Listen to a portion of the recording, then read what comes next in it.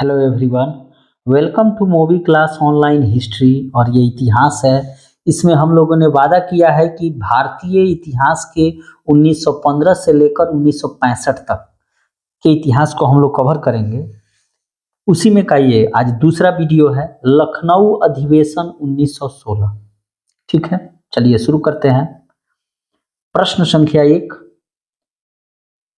कांग्रेस का लखनऊ अधिवेशन 1916 के संबंध में निम्न में से कौन कथन सही है? ऑप्शन आपके समक्ष है। इसका सही उत्तर होगा ऑप्शन डी, उपयुक्त सभी। ठीक है, अब इसके सभी ऑप्शन पे हम लोग चर्चा कर लेते हैं। जैसा कि ऑप्शन 1 में है कि नरम दल एवं गरम दल एक हो गए थे। ऐसा क्या हुआ था कि नरम दल एवं गरम दल दो भाग में बट गए थे कांग्रेस के, जो लखनऊ अधिवेशन 1916 में ये एक हो गए थे। बात है सन 1907 की, सूरत अधिवेशन। सूरत अधिवेशन भारतीय राष्ट्रीय कांग्रेस का, और ये कहाँ हुआ था? ताप्ती में, गुजरात। गुजरात स्टेट में हुआ था और ताप्ती नदी किनारे हुआ था। ठीक है, यानी कि गुजरात का जो सूरत जिला है वह कहाँ स्थित है? तो ताप्ती नदी के किनारे स्थित है। और यहीं पर 1907 में भारतीय राष्ट्रीय कांग्रेस का अधिवेशन हुआ था। और इसकी अध्यक्षता किसने की थी? तो रास बिहारी घोष ने। इसकी अध्यक्षता रास बिहारी घोष ने की थी। और स्वागत समिति के सभापति त्रिभुवन दास मालवीय थे। इस अधिवेशन में अध्यक्ष पद को लेकर पुनः विवाद प्रारंभ हो गया। पहले भी विवाद हुआ था 1905 में, और यहाँ भी 1906 में भी विवाद हुआ था कलकत्ता अधिवेशन में, और फिर 1907 में भी विवाद हो गया।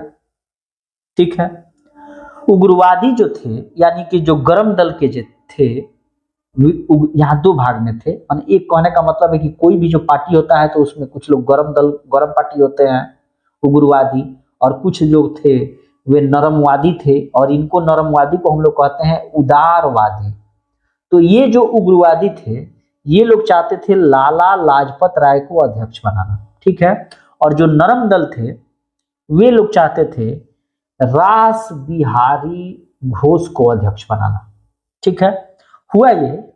और इसके अलावा यह भी अफवाह फैला दी गई थी कि ये जो उदारवादी हैं अर्थात नरम दल वाले, चूंकि 1905 में बंगाल विभाजन हुआ था, तो वहां पर जो है बंगाल विभाजन के विरोध में स्वदेशी, अंग्रेजी चीजों का बहिष्कार, स्वशासन जैसे प्रस्ताव लाए गए थे कि हम लोग जो है, ब्रिटिशर्स जो हैं 1905 में बंगाल का विभाजन कर दिए हैं, तो हम लोग स्वदेशी अपनाएंगे, विदेशी वस्तुओं का बहिष्कार करेंगे।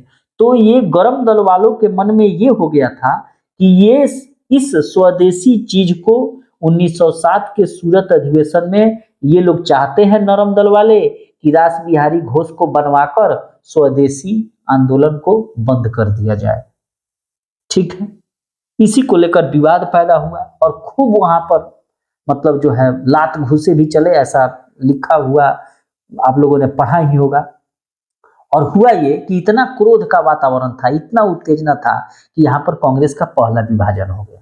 ठीक है, फिर भी लाला लाजपत राय, मोतीलाल नेहरू, बीसी चटर्जी, लाला हरकिशन लाल ने दोनों के मध्य समझौते कराने की कोशिश की, लेकिन समझौता असफल रहा।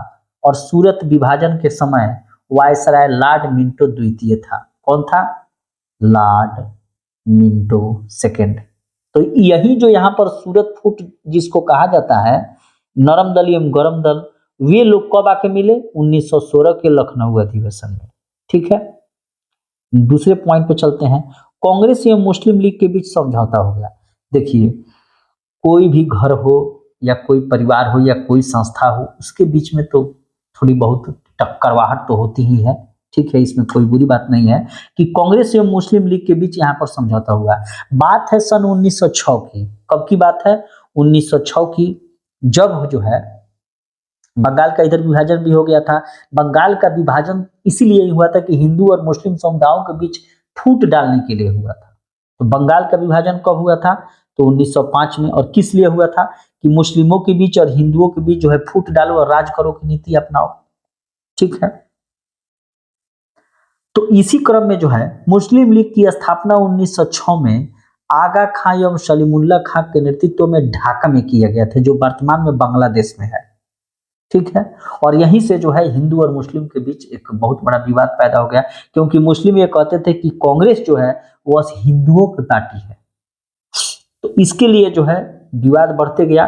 तो कांग्रेस के लखनऊ अधिवेशन 1916 में एनी बेसेंट के काफी प्रयासों से जो है कांग्रेस एवं मुस्लिम लीग के बीच समझौता हो गया, और शायद यही वो समझौता हुआ कि आज देश का बंटवारा सामने है। ठीक है। नरम दल एवं गरम दल भी एक हो गए, और इसके लिए बाल गंगाधर तिलक, इसके लिए कौन, बीजी तिलक एवं एनी बेसेंट के प्रयासों से जो है नरम दल गरम दल एक हुए थे, और एनी बेसेंट के प्रयासों से कांग्रेस एवं मुस्लिम लीग के बीच समझौता हो गया था। और इस कांग्रेस के लखनऊ अधिवेशन 1916 की अध्यक्षता अंबिका चरण मजूमदार ने की थी। ये काफी इंपॉर्टेंट प्रश्न है। ठीक है। नेक्स्ट प्रश्न पे चलते हैं। प्रश्न संख्या 2, कांग्रेस का लखनऊ अधिवेशन 1916 में कांग्रेस एवं मुस्लिम लीग के बीच समझौता कराने में निम्न में से किसने महत्वपूर्ण भूमिका निभाई थी? ऑप्शन आपके समक्ष है। इसका सही उत्तर होगा option D, Shrimati Annie Besant. ठीक है। ये वो व्यक्ति थी जिन्होंने मुस्लिम लीग एवं कांग्रेस के बीच समझौता करवा दिया। ठीक है। हालांकि ये उस समय के लिए अच्छी बात थी। इससे संबंधित कुछ चीजों का चर्चा कर लेते हैं। ऑप्शन में बाकी सब क्यों नहीं होंगे, क्योंकि गांधी जी अभी नए नए आए थे। ठीक है। इंडिया की राजनीति के बारे में इनको जानकारी नहीं थी, क्योंकि यह 9 जनवरी 1915 को देश आते हैं, और गोपाल कृष्ण गोखले इनके गुरु बन जाते हैं। और गोपाल कृष्ण गोखले कहते हैं कि ये गांधी, ये साउथ अफ्रीका दक्षिण अफ्रीका नहीं है, ये इंडिया है। यहाँ तुमको कोई भी बहुत बड़ी आंदोलन अंग्रेजों के खिलाफ छेड़ने से पहले पूरे देश का भ्रमण करो, 2 साल, 15 और 16, 2 साल घूमो, उसके बाद तुमको जो करना हो करना। उसके बाद गांधी जी ने 1917 में चंपारण, फिर 1918 में खेड़ा एवं बारडोली जैसा सत्याग्रह उन्होंने द्वारा अहमदाबाद मिल मजदूर वगैरह किया गया। ठीक है। फिरोज शाह मेहता जो थे ये भी नरम दल थे, अर्थात उदारवादी थे, और इनका डेथ हो गया था, तो ये तो इसमें होंगे नहीं। गोपाल कृष्ण गोखले का भी डेथ हो गया था, मर गए थे, तो ऑप्शन ई एनी बेसेंट होगा। ठीक है। इससे संबंधित कुछ चीजों को चर्चा कर लेते हैं। बात है दिसंबर 1915 में कांग्रेस एवं मुस्लिम लीग का अधिवेशन जो था वह एक साथ बंबई में हुआ था, और इतिहास में पहली बार मुस्लिम लीग के प्रतिनिधि एक साथ कांग्रेस में भाग लिए। ठीक है, शामिल हुए। 1916 में कांग्रेस एवं मुस्लिम लीग का अधिवेशन पुनः एक बार लखनऊ में होता है, अर्थात ये जो 1916 का लखनऊ अधिवेशन है, इससे पहले 1915 में कांग्रेस और मुस्लिम लीग दोनों का अधिवेशन जो है बंबई में हो गया था, और यहाँ पर मुस्लिम लीग के जो मतलब सदस्य थे वे लोग कांग्रेस में भाग लिए थे। और जब 1916 में आपको लखनऊ में होता है, तो यहाँ पर जो है मुस्लिम लीग के अध्यक्ष कौन बने, मोहम्मद अली जिन्ना साहब, और इधर कांग्रेस के अध्यक्ष कौन बने, अंबिका चरण मजूमदार साहब। ठीक है।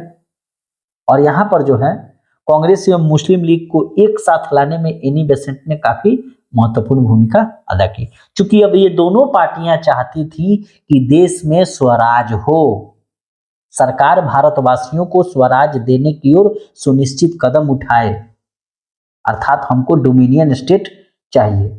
और इसके लिए ये लोग जो है एकमत होते हैं, और जब एकमत होते हैं तो यहीं से क्या होगा कि आप हमारी कुछ बात मानिए, हम आपकी कुछ बात मानते हैं।